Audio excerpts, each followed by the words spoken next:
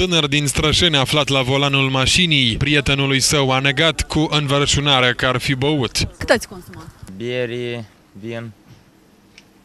Dar la volan, dacă vă uitați acolo, de vale așa de băiete. Eu am venit la vale, de la liceu. Proprietarul mașinii a fost agresiv atât cu polițiștii cât și cu echipa Publica TV. Eu ți-am spus că nu mă duc Chișana, sau tu nu mă înțelege. Băi, duci. Chiar dacă recent a fost privat de dreptul de a conduce mijlocul de transport deoarece a consumat alcool, un tânăr din Orhei a crezut că de această dată va avea noroc. Ați mai condus în stare de ebritate? A doua oară. Da, e corect. Privat și zbat. Și de ce faceți iar așa? Așa e viața. Chercheliți și agresivi s-au dovedit a fi și unii conducători auto din raionul Florești, dar și din Bălți. Dar tu și tu ești incognito, da? Asta e, любой trebuie să mă Vă refuzați? Eu nu refuz. Suflați, vă rog frumos. Dar dumneavoastră cine sunteți?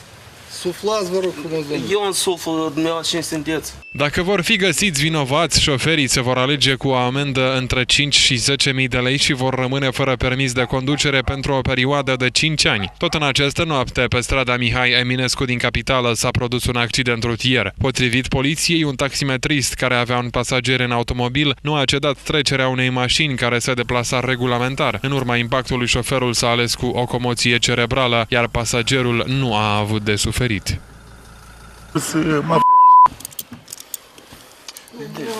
Vă refuzați? Eu nu refuz. Suflați, vă rog frumos. Dar dumneavoastră cine sunteți? Suflați, vă rog frumos, domnule. Eu îmi suflu, dumneavoastră cine sunteți? Dacă vor fi găsiți vinovați, șoferii se vor ar fi băut. Cât ați consumat? Beri, vin.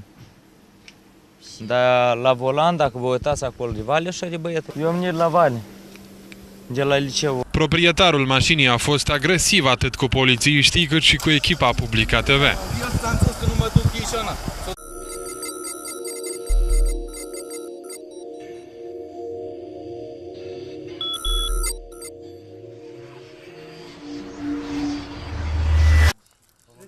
Un tânăr din Strășeni aflat la volanul mașinii, prietenului său a negat cu înverșunare că Privat și zbat.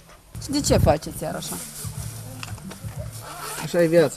chercheliți și agresivi s-au dovedit a fi și unii conducători auto din raionul Florești, dar și din Bălți. Dar tu și tu ești incognito, da? Asta e, любой trebuie. Nu mă înțelege. Băi, duci. Chiar dacă recent a fost privat de dreptul de a conduce mijlocul de transport deoarece a consumat alcool, un tânăr din Orhei a crezut că de această dată va avea noroc. Ați mai condus în stare de ebritate? A doua oară. Da, e corect.